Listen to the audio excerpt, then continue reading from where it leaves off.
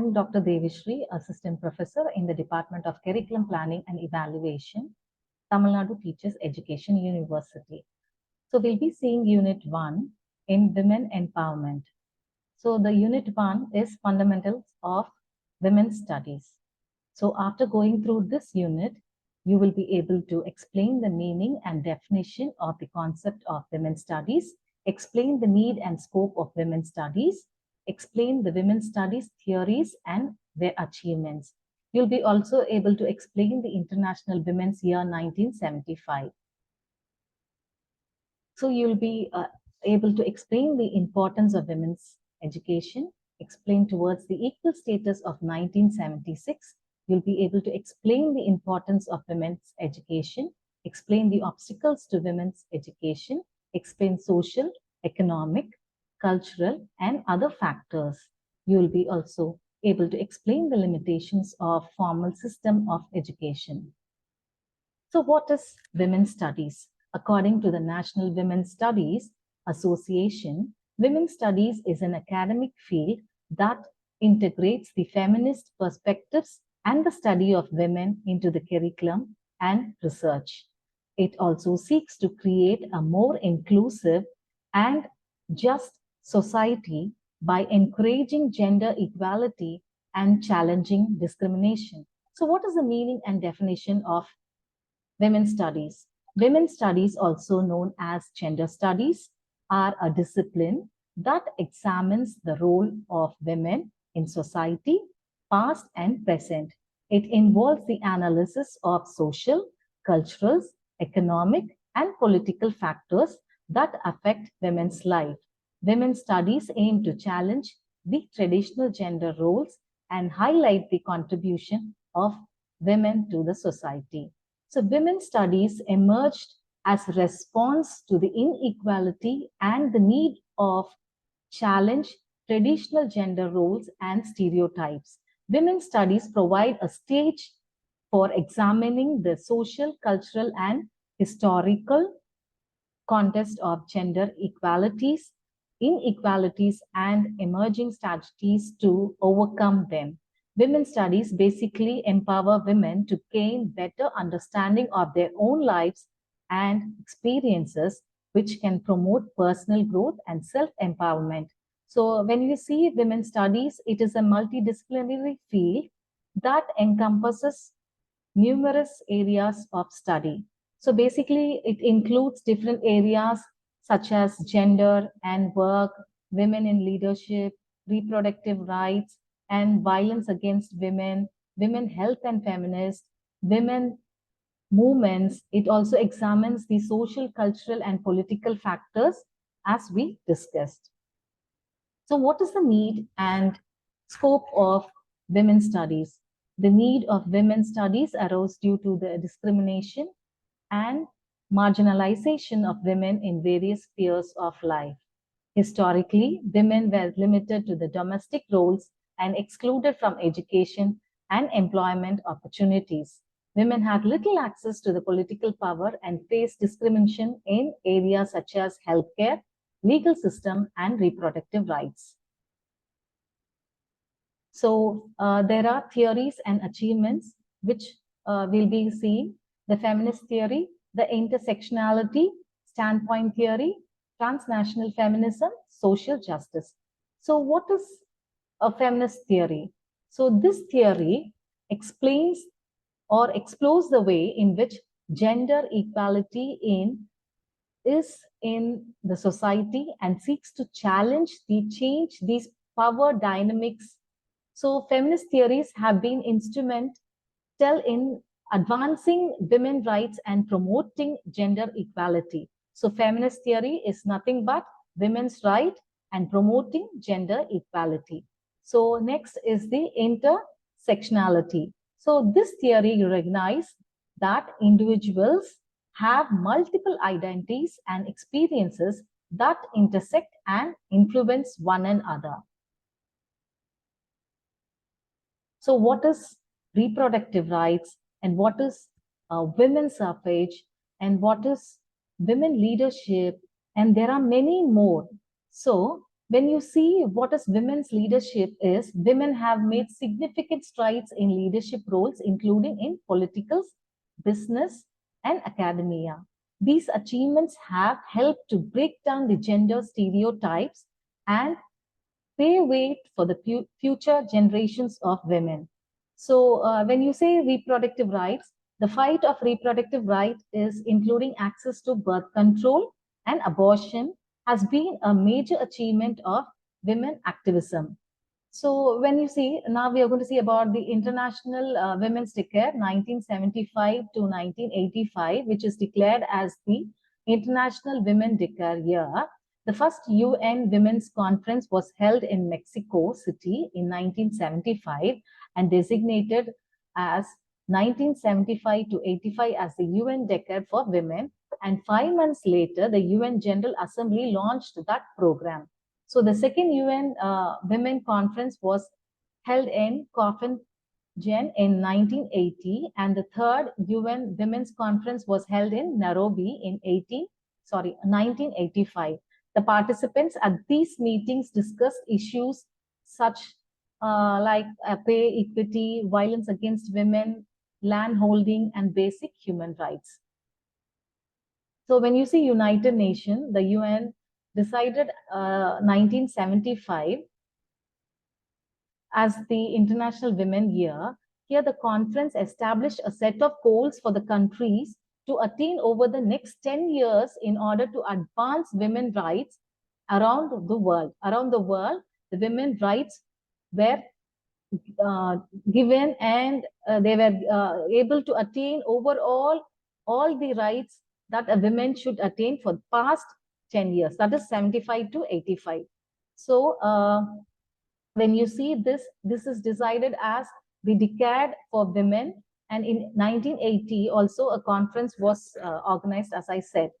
So when you see the conference, which was held in Mexico City, the conference in Nairobi also celebrated the accomplishment of the decade for women, and they established an agenda that would guide the future efforts to promote worldwide equality for women. So the Nairobi conference also adopted a document titled Nairobi Forward-Looking Strategies for the Advancement of Women.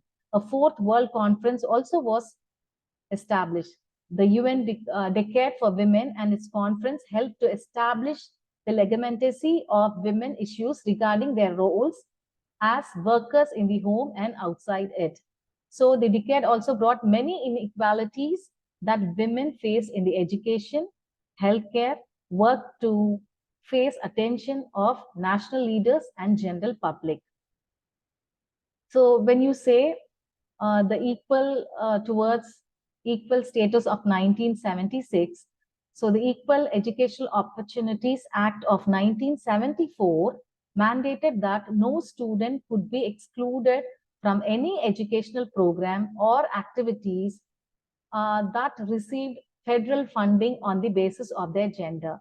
This amendment to the Civil Rights Act 1964 aimed to eliminate gender discrimination in education. Particularly, the women were given same opportunities as men to pursue educational and professional goals.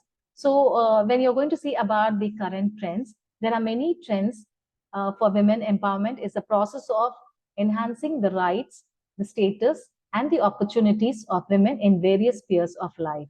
So when you see women empowerment, is the process of enhancing the rights, status, and opportunities.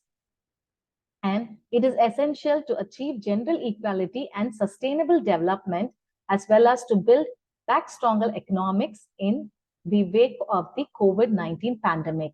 So the importance of women education was the women education is a serious issue to the country of the entire development. So it is similar to the effective medicine that may know how to cure a patient or recure their health, as well as an educated lady is capable of managing both her personal and professional life. So when a woman is physically, intellectually have a good growth, she can maintain the family by giving good support and moral. So what is the importance of women education? So the importance of women education is that women's education is a serious issue in the country. So this depends upon the entire development of the country. And this is also what I said is this. So what is the obstacles?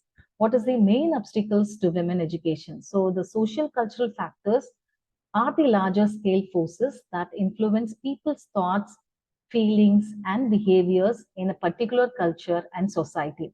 See, for example, the poverty or the poor access to or inadequacy of medicine care, lower maternal educational level, physical or mental illness in mother or other caregivers, abuses, neglect, and so on are there. So, as well as gender discrimination, all have a significant influence and create barriers in the case of female education. So, when you see there is lack of access to education, early marriage and pregnancy, and gender based violence, discrimination, and certainly when you say these are the obstacles, every woman, even before the freedom of India or after the freedom of India, every single girl child and even women were facing, even the base is right from their home and the larger part to the society. So when you see the problems, the education in India and the women in our country due to the conservative traditionalism, women stated has through ages been considered to be the lower than that of the men during the later part of the Vedic period also. When you see the Aryans have sealed the fate of women culturally and socially by denying them the right to study Vedas. The women was not allowed to study Vedas, and thus half of the population was derived of one of the most fundamental human rights. They were even regarded as the bond slave to men for their economic dependence on them. Even today, in spite of women being given equal status to that of the men, the majority of them suffer in primitive ignorance as ever before. So even when you give education and ignorance in prevalent, more of the women folk in country are treated very bad. Men folk, and this evil in rampant, especially in rural areas and backward communities. The significance of women in matters of building the character of the citizens, economic reconstruction of the country, and the social reform is being realized. So it is very important to give equal status not only in the community or society, but even in the house. So what is the limitations of formal education? So the formal system of education in school, the children are taught by teacher. The teachers always focus on the syllabus and instruct the students. So to take formal education, the students have to pay fees regularly. It is pre-planned, deliberative model, and formal education maintains the hierarchy properly through the structure. It also follows some chronological grading system. So so when you see education of girls and women is an integral part of national development, there are many steps that have been taken to improve and expand their education. And this is due to some cities or some rural areas are not seeing this or not giving the problem or solution to the women. It's because of the background or due to the lack of finance and due to the ill treatment of their husbands or the men. And it must be remembered that there is still being a big gap to the filled that has to be filled between the education of the boys and the girls. Further, the mother is the pivot of the family life in India. Our way of life depend on her, and it is very essential that, therefore, at least the programs for girls and women that they have to be given, and the men has to or the boys has to make sure that they treat their friends or the girls or the women or their mother or their girls or the child in an equal way. So there is a lack of coordination that has been at home also. So what is the conclusion is that the field of women empowerment has played a very significant role in challenging the patriarchal and structures and the promoting gender equality The key theories such as the feminist theories, the queer theories, the Stonpan, and the intersectionality theory have contributed to the growth and the development of the field. So there is a need to continue the engaging in constructive dialogues to further advance this field and address pressing issues facing women. So everyone has to be, or everyone has the right to stand in this country, and women should be treated as women as men are treated in the society. So thank you.